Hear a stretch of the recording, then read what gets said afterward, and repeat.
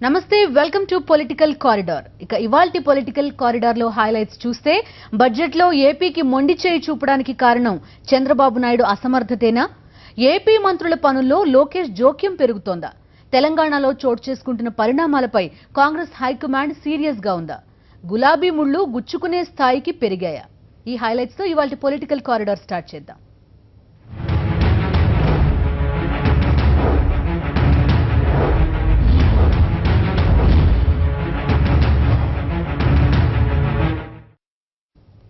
కేంద్ర బడ్జెట్ ఆంధ్రప్రదేశ్ ని మళ్లీ నిరాశపరిచింది.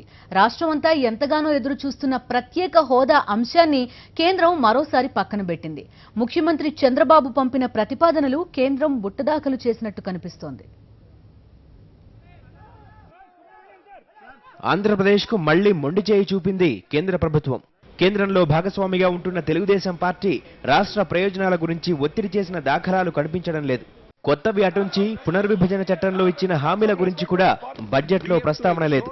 4,000 కోట్ల రూపాయలు అడిగిన పోలవరం ప్రాజెక్టుకు కేంద్రం విధిలించింది మొత్తం జస్ట్ 100 కోట్లే. అవినీతి అంచనాల పెంపుపై కేంద్ర ప్రభుత్వం అసంతృప్తి వ్యక్తం చేసినట్టు సమాచారం.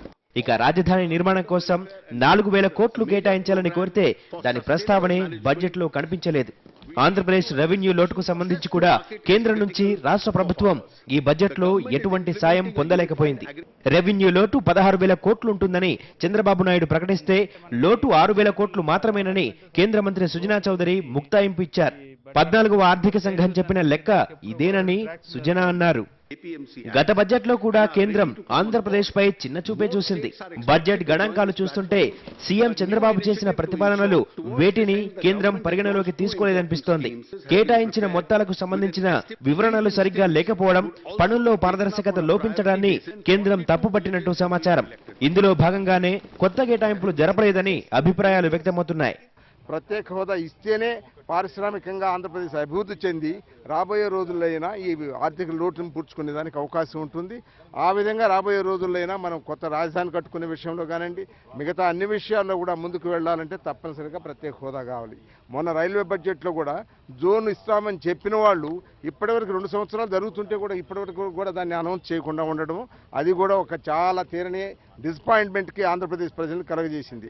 మన ఈ విషయంలో రాష్ట్ర ప్రభుత్వం ముఖ్యంగా చంద్రబాబు గారు చొరవ తీసుకొని చేయాల్సిన అవసరం ఉంది. ఆయనకు నిన్న పార్లమెంట్ సభ్యులను అక్కడికి విజయవాడలో కూర్చోబెట్టుకొని ఏది డిమాండ్ చేయొద్దు, మనం రిక్వెస్ట్ చేద్దామని చెప్పడం జరిగినట్టుగా మనం వార్తాపత్రికల ముఖ్యంగా చూసాం.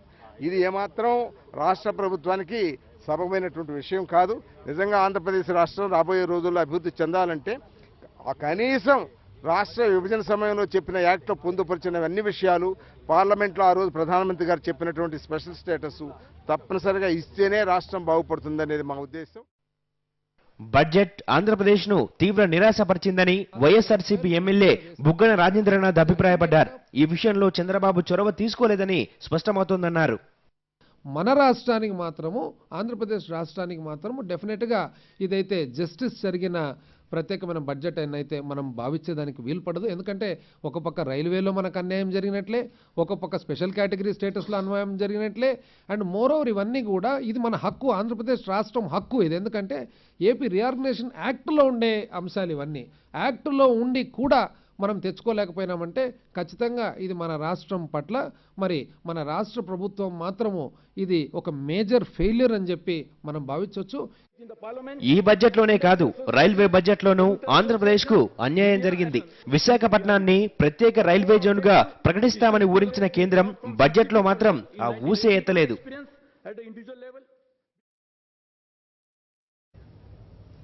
అసెంబ్లీ సమావేశాలు సజావుగా సాగేలా చూసేందుకు కఠిన నిబంధనలు అమలు చేయాలని తెలంగాణ అసెంబ్లీ రూల్స్ కమిటీ నిర్ణయించింది. గవర్నర్ ప్రసంగాన్ని అడ్డుకునే సభ్యులను ఏడాది పాటు సభ నుంచి సస్పెండ్ చేయాలని అసెంబ్లీ నిబంధనల సంఘం ప్రతిపాదించింది. తెలంగాణ అసెంబ్లీ నిబంధనల్లో కఠిన చర్యలు. గవర్నర్ ప్రసంగానికి అడ్డు తగిలితే ఏడాది సస్పెన్షన్, సభలో ప్లకార్డ్స్ బంద్, క్వశ్చన్ అవర్లో ఇతర అంశాల ప్రస్తావనకు నో. రూల్స్ కమిటీ సమావేశంలో కీలక నిర్ణయాలు.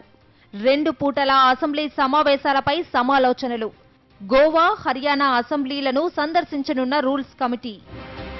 మరో 10 రోజుల్లో ప్రారంభం కానున్న తెలంగాణ అసెంబ్లీ సమావేశాల్లో కొత్త నిబంధనలు అమల్లోకి రానున్నాయి. సమావేశాలు సజావుగా నిర్వహించాలని భావిస్తోన్న తెలంగాణ శాసనసభ సభా మర్యాదలు ఉల్లంఘించే సభ్యులపై కఠినంగా వ్యవహరించాలనే నిర్ణయానికి వచ్చింది. స్పీకర్ అధ్యక్షతన తెలంగాణ అసెంబ్లీ రూల్స్ కమిటీ సమావేశం జరిగింది. డిప్యూటీ స్పీకర్ పద్మా దేవేందర్ రెడ్డి, శాసనసభ వ్యవహారాల శాఖ మంత్రి హరీష్ రావు, చీఫ్ విప్ కొప్పుల ఈశ్వర్, ఎంఐఎం పక్ష నేత అక్బరుద్దీన్, బీజేపీ శాసనసభాపక్ష నేత doctor Laxman, CPM MLA Sunnam Rajaiah, MLA Vivekananda rules committee సమావేశంలో పాల్గొన్నారు. సమావేశాలు సజావుగా నిర్వహించే అంశానికి సంబంధించి అనేక అంశాలను ఈ కమిటీ పరిశీలించింది. మార్చి 10 నుంచి తెలంగాణ అసెంబ్లీ బడ్జెట్ సమావేశాలు ప్రారంభం కానున్నాయి. బడ్జెట్ సమావేశాల ప్రారంభం రోజున గవర్నర్ ప్రసంగం ఉంటుంది. గవర్నర్ ప్రసంగం సమయంలో సభ్యులు వ్యవహరించే తీరుపై కమిటీలో చర్చ జరిగింది. మహారాష్ట్రలో గవర్నర్ విద్యాసాగర్ రావు ప్రసంగాన్ని అడ్డుకోవడంతో పాటు దాడికి యత్నించిన సభ్యులను 2 ఏళ్ల పాటు సస్పెండ్ చేసిన విషయాన్ని రూల్స్ కమిటీ పరిశీలించింది. తెలంగాణ అసెంబ్లీలో కూడా ఇదే తరహా నిబంధనను అమలు చేయాలని కమిటీ ప్రాథమికంగా నిర్ణయించింది. ఈ సస్పెన్షన్ ప్రతిపాదనను బీజేపీ శాసన సభాపక్ష నేత డాక్టర్ లక్ష్మణ్ వ్యతిరేకించినట్లు తెలుస్తోంది. మహారాష్ట్రలో ఈ నిబంధనను అమలు చేసింది బీజేపీ ప్రభుత్వమేనని కమిటీ సభ్యులు కొందరు అన్నట్లు సమాచారం. ఈ క్రమంలో గవర్నర్ ప్రసంగానికి అడ్డు తగిలే సభ్యులను 1 ఏడాది పాటు సస్పెండ్ చేయాలని కమిటీ అభిప్రాయపడ్డట్లు తెలుస్తోంది. అసెంబ్లీలో ప్లకార్డుల ప్రదర్శనపై రూల్స్ కమిటీ చర్చించింది. ప్లకార్డులు ప్రదర్శించడం మంచి పద్ధతి కాదనే అభిప్రాయానికి కమిటీ వచ్చింది. దీనికి సంబంధించి ప్రస్తుతమున్న నిబంధనలను ఖచ్చితంగా అమలు చేయాలని కమిటీ నిర్ణయించింది. ప్రశ్నోత్తరాల సమయం వృధా కాకుండా చూడాలని కమిటీ ఏకగ్రీవంగా తీర్మానించింది. ప్రశ్నోత్తరాల సమయంలో మరే అంశమూ ప్రస్తావించరాదని కమిటీ భావించింది. ఈసారి బడ్జెట్ సమావేశాలను 2 పూటలా నిర్వహించడంపై చర్చ జరిగింది. ఉదయం 10 నుంచి మధ్యాహ్నం 2 వరకు, తిరిగి సాయంత్రం 4 గంటల నుంచి రాత్రి 7 గంటల వరకు సమావేశాలు జరపాలని చర్చ జరిగింది. అయితే దీనిపై తుది నిర్ణయం వివిధ పార్టీ సభ్యులుండే శాసనసభ వ్యవహారాల కమిటీ సమావేశంలోనే నిర్ణయం తీసుకోనున్నారు. ఎమ్మెల్యేల ప్రోటోకాల్ వివాదం పరిష్కరించేందుకు డిప్యూటీ స్పీకర్ పద్మా దేవేందర్ రెడ్డి అధ్యక్షతన ఓ కమిటీ ఏర్పాటు చేశారు. వివిధ రాష్ట్రాల్లో అమల్లో ఉన్న అసెంబ్లీ నిబంధనలు పరిశీలించాలని కమిటీ నిర్ణయించింది. ఇందులో భాగంగా త్వరలో హర్యానా, గోవా రాష్ట్రాల్లో రూల్స్ కమిటీ పర్యటించనుంది. Narasimha Rao, principal correspondent. ఆంధ్రప్రదేశ్ మంత్రులు అసంతృప్తితో రగిలిపోతున్నారా? మంత్రుల విధుల్లో లోకేష్ జోక్యం చేసుకుంటున్నారా? లోకేష్ క్లియర్ చేస్తేనే ఫైళ్లకు మోక్షమా? ఏపీలో మంత్రి పదవంటే ఉత్సవ విగ్రహమేనా? అసంతృప్తితో రగిలిపోతున్న ఏపీ మంత్రులు క్లియర్ చేస్తున్న ఫైల్స్ పరిశీలిస్తున్న లోకేష్. ప్రతి పని తన ద్వారానే జరగాలని లోకేష్ హుకుం. ఉత్తరాంధ్ర మంత్రి ఫైల్ ఆపేసిన లోకేష్. అన్నింటికీ తన క్లియరెన్స్ తీసుకోవాలని ఆదేశం. పేరుకు మంత్రులమే గాని 5 పైసల పని కూడా చేయలేమని ఆంధ్రప్రదేశ్ మంత్రులు వాపోతున్నారు. సీనియర్, జూనియర్ మంత్రులు అనే తేడా లేదు, అందరిది అదే పరిస్థితి. ధైర్యంగా ఏ పని చేయలేకపోతున్నామని సన్నిహితుల దగ్గర ఆవేదన వెళ్లగక్కుతున్నారు. మంత్రులు క్లియర్ చేసిన ఫైళ్లేవి డైరెక్ట్ గా ఆఫీసర్ల దగ్గరకు వెళ్లడం లేదు. అన్ని ఫైళ్లు తనకు పంపాలని లోకేష్ జారీ చేసిన హుకుం మంత్రులకు మింగుడు పడడం లేదు. ఈ మధ్యే ఉత్తరాంధ్రకు చెందిన ఓ మంత్రి క్లియర్ చేసిన ఫైల్ను లోకేష్ ఆపేసినట్టు సమాచారం. ఈ ఫైల్ ఎవరు పంపారని జిల్లా కలెక్టర్తో లోకేష్ ఆరా తీసినట్టు తెలుస్తోంది. వివరాలు తెలుసుకున్న తర్వాత ఆ ఫైల్ ఆపేయాలని లోకేష్ ఆదేశించినట్టు సమాచారం. లోకేష్ నిర్ణయంతో సదరు మంత్రి కంగుతిన్నట్టు తెలుస్తోంది. తను క్లియర్ చేయకుండా ఏ ఫైల్ కదలొద్దని అధికార యంత్రాంగాన్ని లోకేష్ ఆదేశించినట్టు సమాచారం. మరోవైపు లోకేష్ జోక్యం అధికారులకు మింగుడు పడడం లేదు. తమ శాఖకు సంబంధించిన పనుల్లో కూడా తమకు స్వేచ్ఛ లేకపోతే ఎలా అని సన్నిహితుల దగ్గర ఆక్రోశం వెళ్లగక్కుతున్నారు. లోకేష్ చర్యల వల్ల తమకు విలువ లేకుండా పోతోందని మంత్రులు అంటున్నారు. ఇది రాజకీయ జోక్యం కాదు, ఏకంగా తమ విధుల్లో జోక్యం చేసుకోవడమేనని అనుకుంటున్నా బహిరంగంగా మాట్లాడలేని పరిస్థితి మంత్రులది. పొలిటికల్ కారిడార్ లో షార్ట్ బ్రేక్ తీసుకుందాం. Stay with us.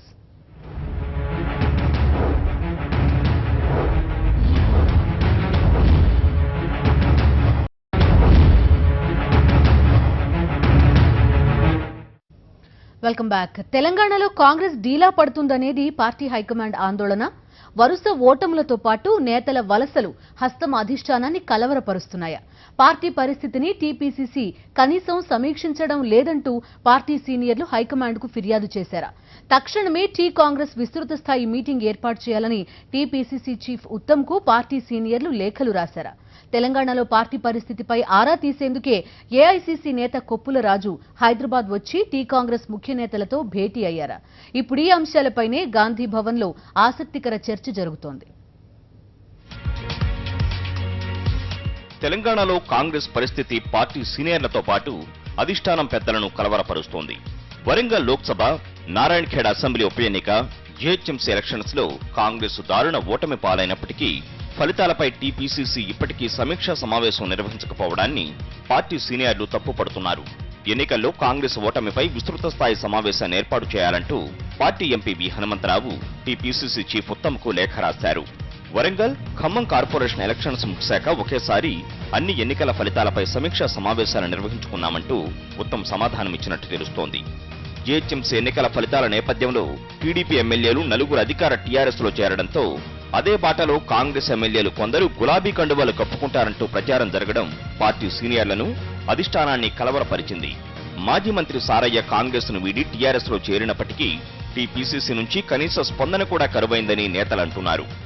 Sarayya TRS లో చేరే ముహూర్తాన్ని మీడియా తెలిపాక అప్పుడు టీపీసీసీ ఆయనను సస్పెండ్ చేసిందని, అప్పటి వరకు ఆయనతో పార్టీ పెద్దలెవరూ మాట్లాడలేదని నేతలు గుర్తు చేస్తున్నారు.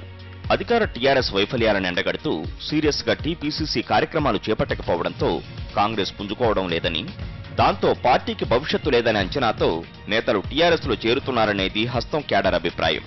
సీఎల్పీ నేత జానారెడ్డి కానీ, పీసీసీ చీఫ్ ఉత్తమ్ కానీ పార్టీ ఎమ్మెల్యేలు, సీనియర్లు, నేతలతో తరచూ సమావేశం కావడం లేదని, అందుకే టీ కాంగ్రెస్ లో నిస్తేజం అలుముకుందని పార్టీ కార్యకర్తలు వాపోతున్నారు.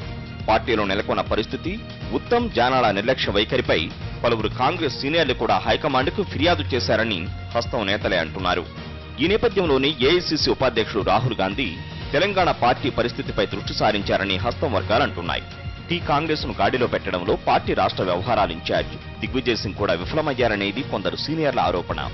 ఈ మేరకు వారు ఏకంగా సోనియాకు, రాహుల్కు ఫిర్యాదు చేశారని సమాచారం. తెలంగాణ రాష్ట్ర ఆవిర్భావం నుంచి ఇప్పటి వరకు టీ కాంగ్రెస్ లో జరిగిన పరిణామాలకు దిగ్విజయ్ సింగే బాధ్యుడని, ఆయన తప్పుడు నిర్ణయాలు, కొందరు సీనియర్లతో ఆయన సన్నిహితంగా ఉంటూ వారినే సమర్థించడం వంటి అంశాలు కూడా రాహుల్ దృష్టికి వెళ్లాయని సమాచారం. ఈ నేపథ్యంలోనే టీ కాంగ్రెస్ తాజా పరిస్థితి ఏంటో తెలుసుకునేందుకు రాహుల్ కు సన్నిహితుడు, AICC SC cell chairman Koppula Raju శనివారం హైదరాబాద్కు వచ్చారని హస్తం నేతలే అంటున్నారు. తెలంగాణ ఎస్సీ సెల్ కమిటీలో కొప్పుల రాజు పాల్గొంటారని గాంధీ భవన్ వర్గాలంటున్నాయి. టీపీసీసీ చీఫ్ ఉత్తమ్, సీఎల్పీ నేత జానారెడ్డితో పాటు పలువురు టీ కాంగ్రెస్ సీనియర్లతో కొప్పుల రాజు మాట్లాడి పార్టీ పరిస్థితిపై రాహుల్ గాంధీకి నివేదికిస్తారని హస్తం నేతలంటున్నారు. Correspondent Sunil, Sakshi political bureau, Hyderabad. గులాబీ ముళ్లు ఒక్కొక్కటిగా బయటపడుతున్నాయి. ఇన్నాళ్లు మౌనంగా ఉన్న టీఆర్ఎస్ నాయకులు ఇప్పుడు పెత్తనం చెలాయించేందుకు రెడీ అవుతున్నారు. నిజామాబాద్ జిల్లాలో TRS MLA Bajireddy Govardhan, MLC Bhupathi Reddy మధ్య జరిగిన ఘర్షణ నిజామాబాద్ టీఆర్ఎస్ రాజకీయాలను బహిర్గతం చేసింది. నిజామాబాద్ జిల్లాలో ప్రజా ప్రతినిధుల మధ్య గొడవ, చినికి చినికి గాలివానిగా మారిన ఫ్లెక్సీ వివాదం. ఫ్లెక్సీలో కనిపించని MLC Bhupathi Reddy photo, MLA Bajireddy Govardhan, MLC Bhupathi Reddy మధ్య ఘర్షణ, ఎమ్మెల్యే ఎమ్మెల్సీ మధ్య తోపులాట, రాజధానికి చేరిన ఫైటింగ్ వ్యవహారం, నివేదిక తెప్పించుకుంటున్న సీఎం, అధికార టీఆర్ఎస్ ఎమ్మెల్యే ఎమ్మెల్సీ మధ్య విభేదాలు నిజామాబాద్ జిల్లా రాజకీయాలను వేడెక్కించాయి. నిజామాబాద్ పరిధిలోని కాలూరులో జరిగిన డ్వాక్రా భవనం ప్రారంభోత్సవ కార్యక్రమంలో ఎమ్మెల్యే బాజిరెడ్డి గోవర్ధన్, ఎమ్మెల్సీ భూపతి రెడ్డి మధ్య గొడవ జరిగింది. ఫ్లెక్సీలో ఎమ్మెల్సీ భూపతి రెడ్డి ఫోటో లేదని ఓ మండల స్థాయి నేత అడగటం ఎమ్మెల్యే వర్గానికి ఆగ్రహం తెప్పించింది. మాటామాటా కాస్త తీవ్రమైన కొట్టుకునే స్థాయికి వెళ్లింది. ఈ గొడవలో ఎమ్మెల్యే బాజిరెడ్డి గోవర్ధన్ ఓ కార్యకర్తపై చేయి చేసుకున్నట్లు తెలుస్తోంది. మా కార్యకర్తను కొడతారా అని ఎమ్మెల్సీ భూపతి రెడ్డి ప్రశ్నించడంతో వాగ్వాదం పెరిగింది. ఈ సందర్భంగా ఇద్దరి మధ్య తోపులాట చోటు చేసుకుంది. పరస్పరం బాహాబాహికి దిగారు కూడా. ఎమ్మెల్యే ఎమ్మెల్సీలిద్దరూ పరస్పరం తిట్టుకున్నారు కూడా. ఈ గొడవ పెద్దదై 2 వర్గాలుగా ఏర్పడ్డ కార్యకర్తలు ఘర్షణకు దిగారు.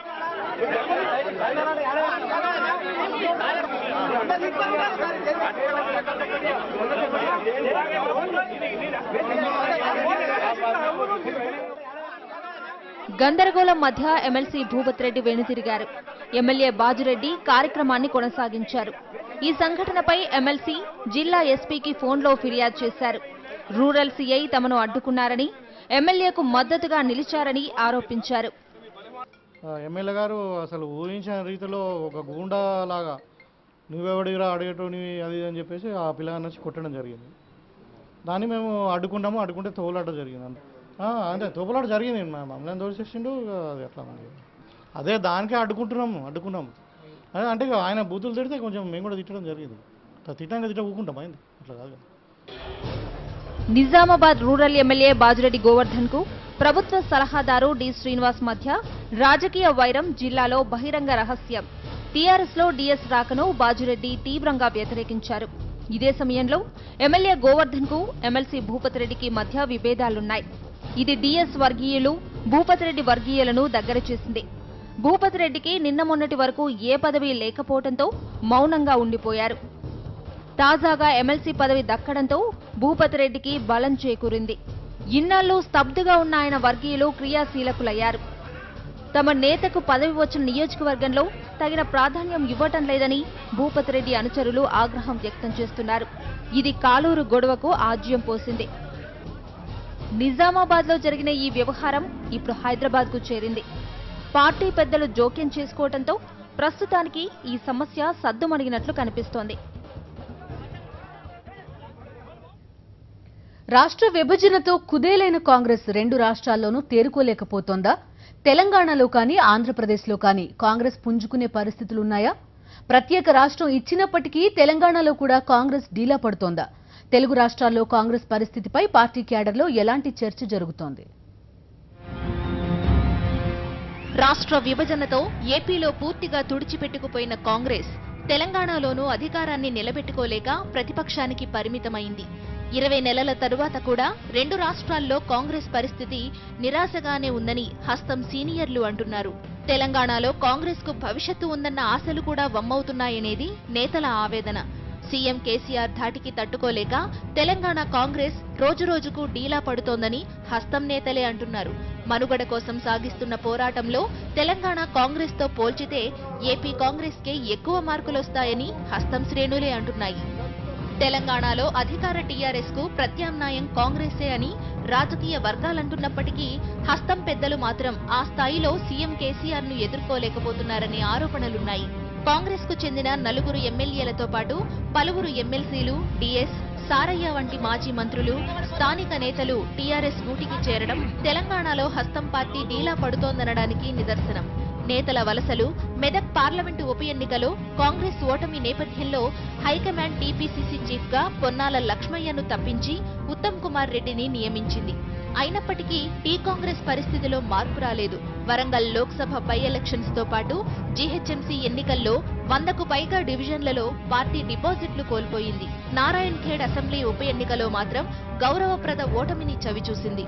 రాష్ట్రం ఏర్పడిన 20 నెలల కాలంలో కాంగ్రెస్ పార్టీ అధికార టీఆర్ఎస్ పై చెప్పుకోదగ్గ స్థాయిలో పోరాటం చేయలేకపోయింది. రైతు ఆత్మహత్యల అంశంపై జిల్లాల వారీగా కార్యక్రమాలు మాత్రం నిర్వహించింది. ప్రతిపక్ష నేత జానారెడ్డికి, పీసీసీ చీఫ్ ఉత్తమ్ కు, పార్టీలోని ఇతర సీనియర్లకు మధ్య సమన్వయ లోపం వల్ల తెలంగాణలో కాంగ్రెస్ డీలా పడుతోందని హస్తం నేతలే అంటున్నారు. తెలంగాణ పీసీసీతో పోల్చితే ఏపీ కాంగ్రెస్ లో పోరాట పటిమ ఎక్కువగా ఉందని పార్టీ సీనియర్లే అంటున్నారు. సాధారణ ఎన్నికల్లో డిపాజిట్లు గల్లంతయ్యేలా దారుణ ఓటమిని చవిచూసినప్పటికీ ఏపీసీసీ కాడి కింద పడేయకుండా పోరాడుతోందంటున్నారు. 2014 ఎన్నికలకు ముందే పెద్ద సంఖ్యలో కాంగ్రెస్ సీనియర్లు టీడీపీ, బీజేపీ, వైఎస్ఆర్సీపీలో చేరారని, ఈ 20 నెలల కాలంలో కూడా కన్నా లక్ష్మీనారాయణ, బొత్స సత్యనారాయణ, ఆనం రామనారాయణ రెడ్డి వంటి మాజీ మంత్రులు కూడా పార్టీని వీడారని నేతలు గుర్తు చేస్తున్నారు. పార్టీలో మిగిలిన సీనియర్ల మధ్య కూడా సమన్వయం లేదని, ఏపీసీసీ చీఫ్ గా రఘువీర తన ఇమేజ్ ను పెంచుకునేందుకే ప్రాధాన్యత ఇస్తున్నారే తప్ప పార్టీని బలోపేతం చేయడంపై దృష్టి పెట్టడం లేదనే విమర్శలున్నాయని అంటున్నారు. టీ కాంగ్రెస్ లో నాయకత్వ మార్పు జరిగిందని, కానీ 2 ఏళ్లుగా రఘువీరానే ఏపీసీసీకి చీఫ్ గా కొనసాగుతున్నారని నేతలు గుర్తు చేస్తున్నారు. ఏపీ కాంగ్రెస్ లో విభేదాలున్నప్పటికీ వాటిని బయటపడనీయకుండా నేతలు కేంద్ర రాష్ట్ర ప్రభుత్వాల వైఫల్యాలపై ఉద్యమిస్తున్నారనేది సీనియర్ల అభిప్రాయం. తాజాగా కేంద్ర రైల్వే బడ్జెట్లో ఏపీకి అన్యాయం జరిగిందంటూ విశాఖ, విజయవాడ వంటి నగర కేంద్రాల్లో కాంగ్రెస్ నిరసన కార్యక్రమాలు చేపట్టిందని నేతలు గుర్తు చేస్తున్నారు. అదే తెలంగాణ కాంగ్రెస్ మాత్రం నామమాత్రంగానే స్పందించిందని అసంతృప్తి వ్యక్తం చేస్తున్నారు. ఆంధ్రప్రదేశ్లో అధికార టీడీపీ వైఫల్యాలపై ప్రతిపక్ష వైఎస్ఆర్సీపీ రాజీలేని పోరాటం చేస్తుండటంతో అక్కడ తాము చేపట్టిన కార్యక్రమాలకు ఆశించిన పొలిటికల్ మైలేజ్ రావడం లేదని ఏపీ కాంగ్రెస్ నేతలు అంగీకరిస్తున్నారు. ఉమ్మడి రాష్ట్ర విభజన పాపం ఏపీ కాంగ్రెస్ ను వెంటాడుతున్నందున ఇప్పట్లో పార్టీ పుంజుకోవడం అసాధ్యమని హస్తం నేతలే అంటున్నారు. సాక్షి పొలిటికల్ బ్యూరో, హైదరాబాద్. ఇవి ఇవాల్టి పొలిటికల్ కారిడార్ విశేషాలు. తర్వాత ది 4th ఎస్టేట్ ప్రసారమవుతుంది. Stay with us.